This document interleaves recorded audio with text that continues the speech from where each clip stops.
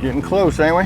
Yep, we're gonna idle right up on this spot, Blair, and put that Minn Kota over the side, and we're gonna hopefully see a big mark when we get here. Should be a lot of bait. Hopefully some nice fish on it. How's she looking? We are pulling up onto it right now. We're right on top of it. We are spot locked. Perfect. Well, welcome to this episode of Addictive Fishing. We're sitting off of Canaveral right now, Cape Canaveral. We're in about 55, 60 feet of water, doing one of my favorite things I've been telling you guys about for years, showing you the big pictures. It's Canaveral Flattie Day. We're gonna be catching some flounder, I hope. Nice big ones. Nice big ones. Nice big flatties. I think I see one right now. I think they're called, get some bait. I think they're called doormats here, aren't they? Yes, they are. You know, we threw that cast net, got a couple of perfect size finger mullet to do this with. And the thing about this is you never know what you're gonna catch, but obviously flounder are one of the targeted species that we wanna get off of some of these nearshore wrecks. Well, down and down it goes, and where it stops, hopefully it's on a flounder's nose.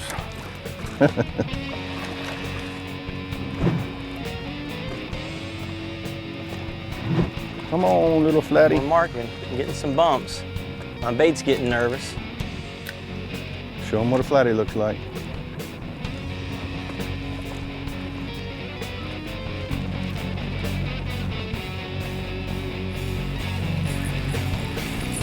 There's one.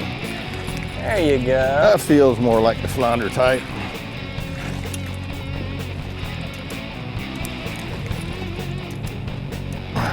That feels like a pretty good one there, brother. Hey, want me to get that net? I think you might need a net. I don't know, we got 50-pound leader on here. I might just be able to litter him. Whoa, now that's a doormat there, brother. That's what we come for. That's what we came for right there. I think we'll put him as a placemat, huh? A little bit of flatfish action. Heck yeah, man. You know, these wrecks out here, this is about, a little above average size flounder we get out here. And as soon as he calms down, I'll show him to you. But this, got a little spunk to him. That is a nice flattie, as we like to call them. And if you've ever seen big flounder, they have some serious teeth. Check out there, that's almost like a reverse trout right there. They got them on the bottom. Trout got two big ones like that on the top. You sure don't want to get your fingers caught in there because they will flat poke you. Yeah, he swallowed that jig. He ate that thing good, didn't he? Let's see if we can get that in there. Put this net down. I have to go around this way. Come around the back side of him. You know what? I got 100 of those jigs. We'll get it out when we're cleaning. Well, let's do it. You got it? Oh, I got my lip! Ah! But that one right there will look very good on my dinner plate. Oh, yeah. Or yours. That's what I'm talking about. Yeah, let's put him in the cooler. But Jimmy, you need to get yourself one of these. I got my dinner tonight. Is that a pretty fish? That is beautiful, beautiful. I can't believe we're finally doing this. That is going to be some tasty dinner tonight, brother. Y'all stay tuned. We're going to be right back. Capt Jimmy Ross, right off the Space Coast, and we're showing you something we haven't shown you before on the show, and that's the targeted species of a flattie, otherwise known as a Canaveral Flattie, a flounder. Y'all stay tuned. We're going to be right back. Hopefully show you a bunch more. Who knows what we're going to show them, huh? Who knows?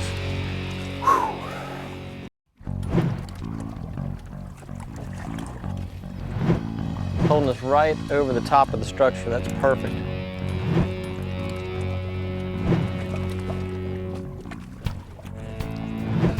Well, welcome back, folks. We're still sitting off Cape Canaveral here. We got Capt Jim Ross with us, and we're still trying to put a few more flatties in the cooler for dinner before we go try something else.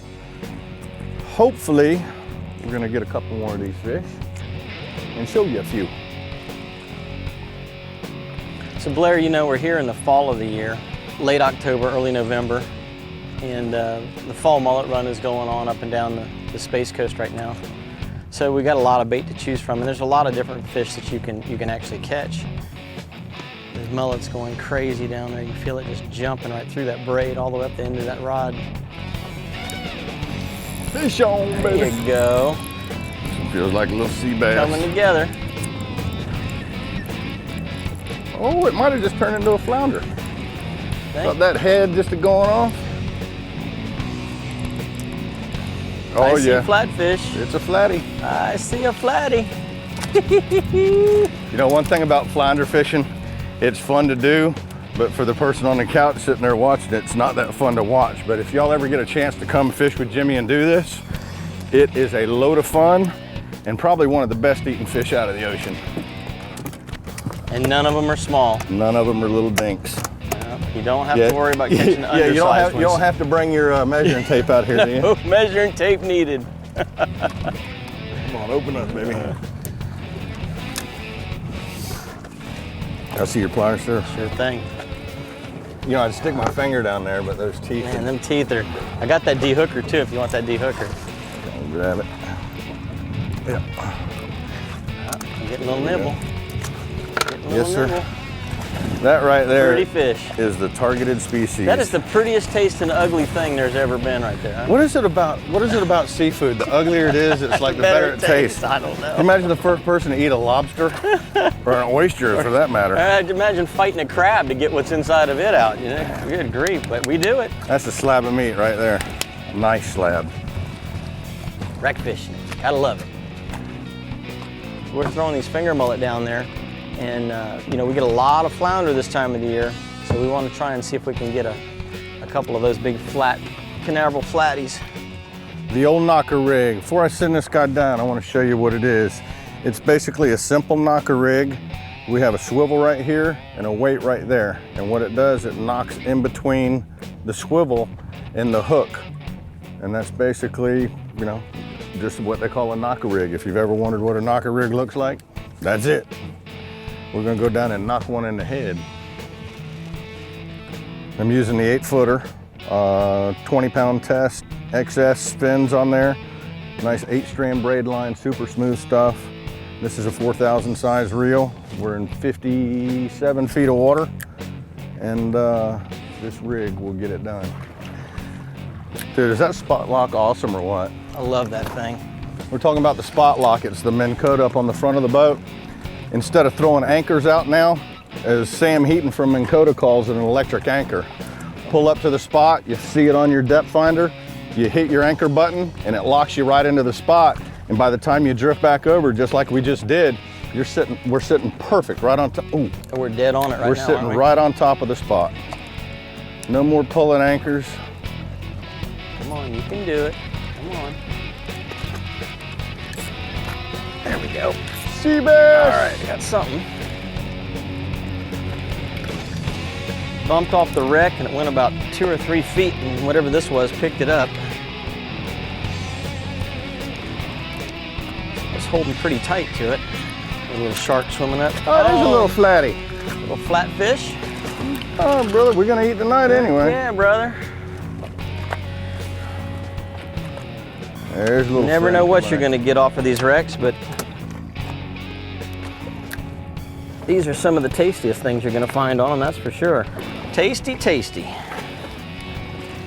What's your favorite way you like cooking them suckers up? To be honest with you, Blair, like you said, stuffing them with some crab meat or some sauteed shrimp and garlic is always good, but you know what? I grew up in the South, man. I like them fried, Like too. them fried, boy. Nothing wrong with some fried flounder. They work. We can take them like that all day long. Definitely.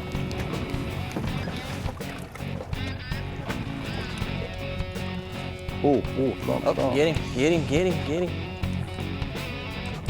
Oh, he's sniffing on it. Oh! These guys, they stage in deeper water throughout the year, and then in the fall they kind of move a little shallower, and then as it gets colder they'll even move all the way in the inlets. They'll move right up to Canaveral Harbor. They'll move inside of Sebastian Inlet. They'll move inside of Ponce Inlet. All the East Florida coast will start to get these fish as they transition in, following the temperature break and the bait that's moving inward towards the beach most of the time. We're right on it again. We're just hovering right over the top of this thing. It's perfect. Oh, that's a fish. Feels like something. All right, and he's coming up, whatever he is. That looks like a flattie. And he's shaking his head, whatever he is. You can always tell those flounder, man. They feel like a board coming up through the water or something. Oh yeah. Oh yeah. Nice one, bro. Oh yeah. That's what we're here for. Dinner. Shake that head, brother. Well, there you go. Well, you caught your dinner. Yes, I did. What do you think? What else you think we can get? I don't know. Let's just keep wreck hopping and see what there is to see. I mean, we got some flounders off of this one, and you know, we never know. We'll pop up to the next one and see what we find up there. See if we can avoid those elusive, almost extinct red snapper. We got to stay away from those guys. Well, y'all stay tuned. We're going to be right back with some more addictive fishing. Captain Jim Ross, wreck hopping, I guess you'd call it, right off the Space Coast. We'll be right back.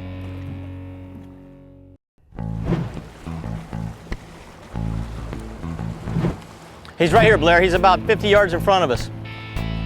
Okay, I got him. Well, I hope y'all can see it. It's a little bit cloudy out right now, but as we were heading in, we were going to go look for tarpon inshore, and me and Jim were sitting there yelling back and forth to one another down there, controlling the trim tabs, and the camera guy Adam goes, "There's a ray! There's a ray!" And he's right here. He's got like 3 cobia on his back. He's right here, Blair. The the one on the right is huge. Look at the size of that cobia. That is a monster. So, we're gonna show you how to catch a cobia off a ray. Go ahead, Jimmy.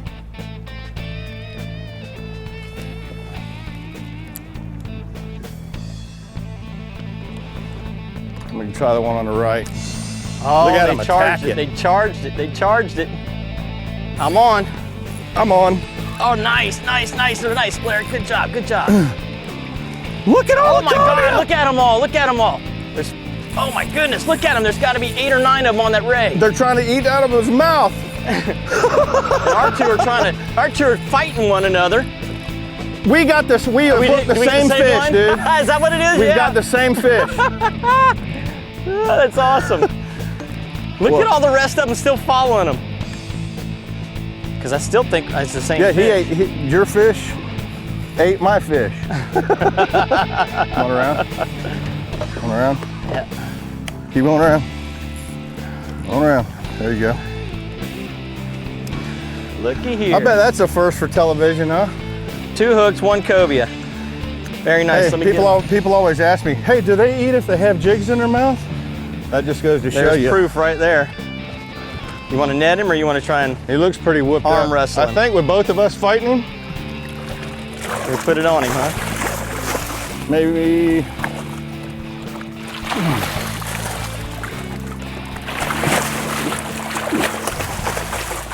Well, he's not quite done yet, is he?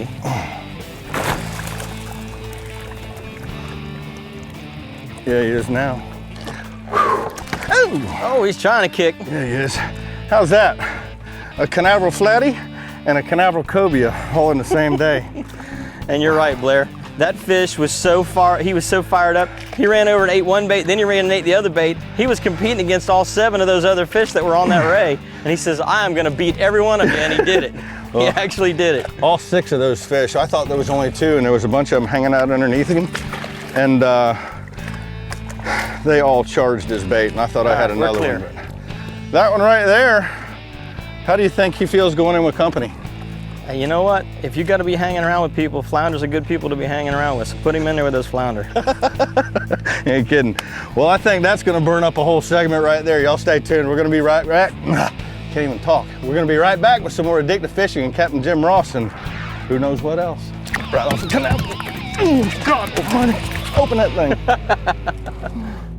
When I'm home and I'm not filming, not doing boat shows or making Dick's appearances, I love to go out and wreck fish because you never know what you're going to catch out there. It's really important if you're targeting a species to make sure you have the right bait. We brought out the Calusa cast net. We cast net some finger mullet out there. That was our target bait because our target species was flounder. Now there's a few different ways to catch the flounder out there on the wrecks. You can use knocker rigs, you can use jig heads, and with the knocker rig you can tie it directly down where it knocks straight on the hook, or you can put your little swivel up where you have 6 to 8 inches away from the weight. Now how the knocker rig works is when that weight sits on the bottom, the current will kind of take the bait away from the weight, and you're just kind of constantly feeling as you're pulling up, that bait is going back and forth against that knocker rig. There he is, there he is. Once they bite it, you can open your bail, let them run just like you were fishing them in a deep hole, click your bail over, set the hook, and you see what the results are on that. is a nice flattie. That day we caught red snapper, we caught mangrove snapper, we caught the targeted species, which was flounder. But like I say, you never know what you're gonna see. You just gotta make sure you be prepared. That's the biggest thing when you're out ocean fishing, when you're out just having fun. I'm fixing to head inside, get prepared. We're heading to Louisiana. Remember one thing though, every fishing season starts right here at Dick's. Rig It Right by Wright and Miguel.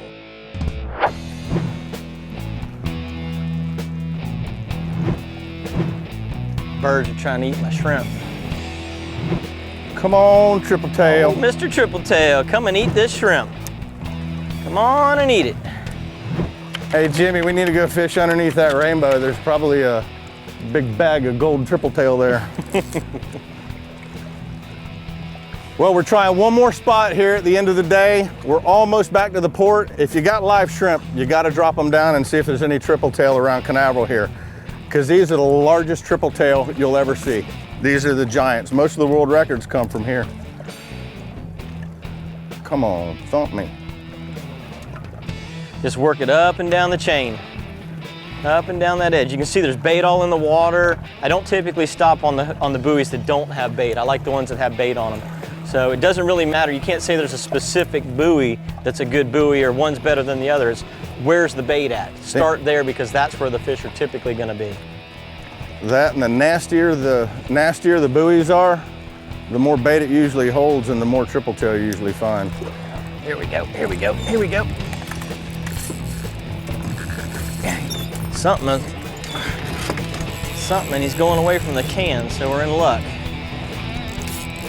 It may be a trip. I see a round object. Yeah, baby, it's a we nice got us trip. a nice trip. Yeah, good job, go. Jimmy.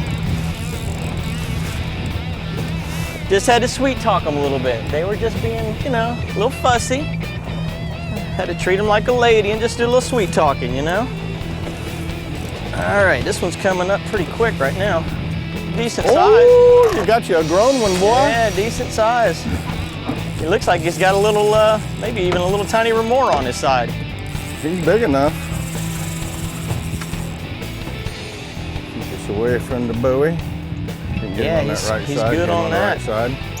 He's good on that. All right, there you That's go. for sure.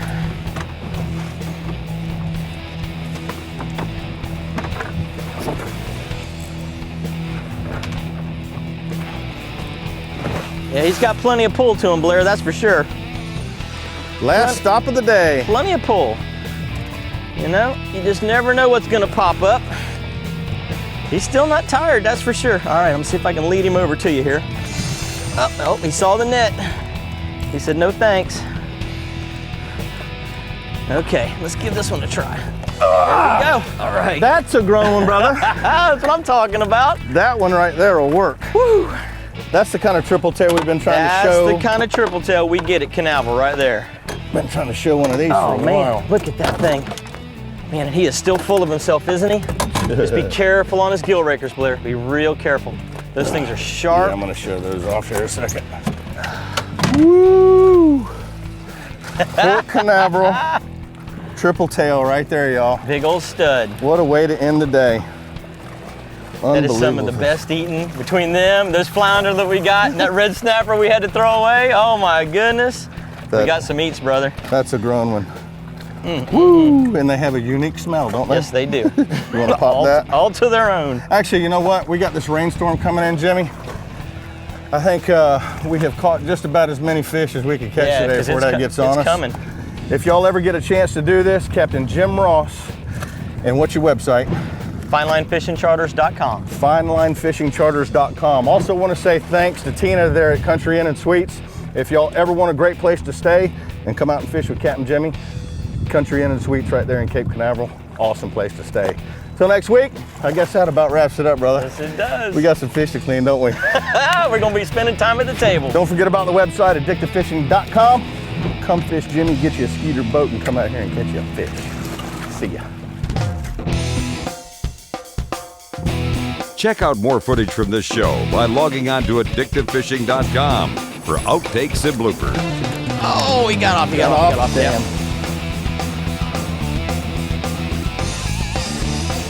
Oh, you. Oh. Time he picked it up, didn't he? God! Much harder than a flounder. That was a good fish. I felt like Joe Cocker there for a minute, dude.